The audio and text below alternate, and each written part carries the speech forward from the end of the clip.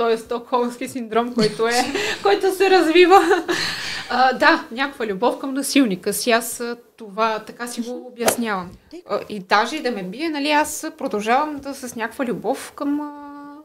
И до ден днешен си го обяснявам, нали, че съм го обичала. Да, до ден днешен аз твърдя за себе си, че не съм нормален човек. Добре.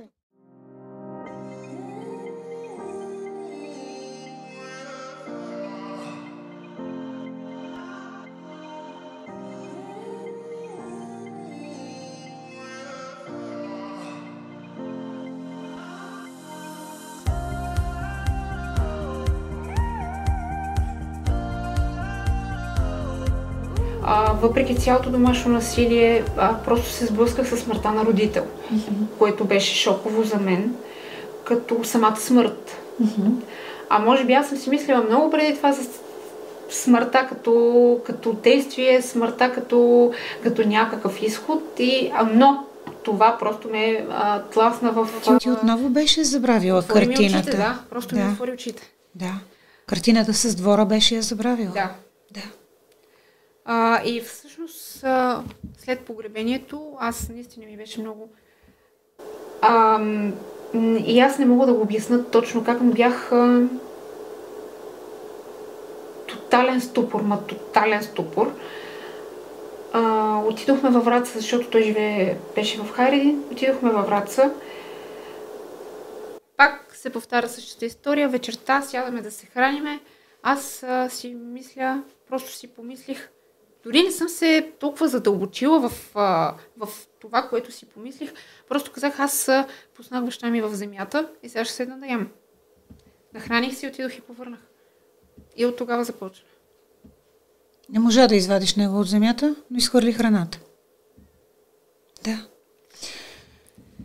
Баща ти е бил насилник, да, но ти си го обичала много. И си изпитвала голямо чувство за вина при загубата му. Можеш ли да обясниш този феномен на хората, които гледат?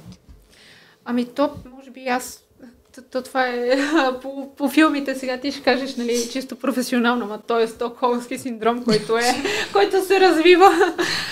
Да, някаква любов към насилника си. Аз това така си го обяснявам. Тъй като го изпитват много хора, а ти говориш прекрасно. Много важно е да знаем, че не само Леля ти е лекар, ти си юрист, вашето семейство е много образовано. Да, майка ми е икономист. Да. И за мен е много полезен начин, по който обясняваш, разказваш, за да се припознаят хората, да. И затова съм ти благодарна, че си тук. Разкажи ни това парадоксално желание да си близо до насилника, да обичаш този човек, да се чувстваш виновна. То може би два свята се бореха, нали, в мен, защото виждах, то е явна несправедливост. Честно казано, целият ни живот и цялото насилие, което се изсипа върху майка ми и върху сестра ми, нали, дори в годините, в които не съм била родена, тя е 10 години по-голяма от мен, доста по-голямо насилие е претърпяла, отколкото аз. Може би чисто родителски или наистина чисто тази любов към насилника, която се формира, явно съм я формирала в много детска и ранна възраст, защото на мен ми беше поравно любовта и към майка ми, и към баща ми.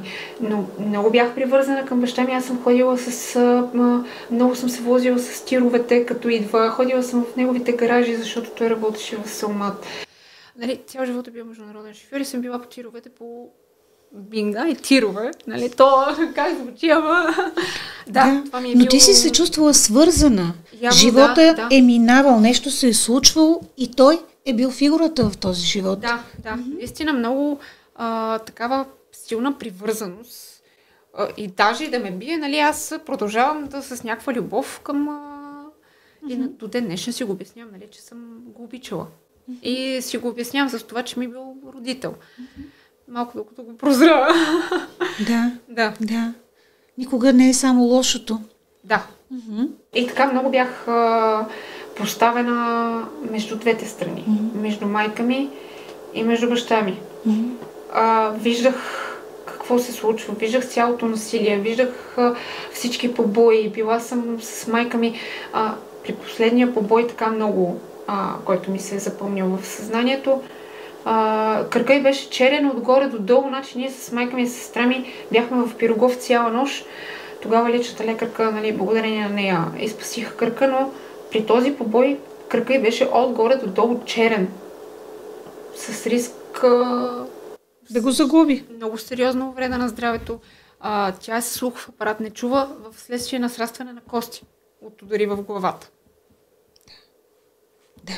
И въпреки всичко това, аз обичам баща ми. Да. Сега вече си го обяснявам на 35 години, но тогава. Границата между това, което е нормално и това, което не е нормално, се е размивала по някакъв начин. Аз нямах такава граница. Реално нямах такава граница. Аз не чувствах. Аз винаги чувствах за себе си, че не съм нормален човек. Да. И до ден днешен, до ден днешен аз твърдя за себе си, че не съм нормален човек. Добре.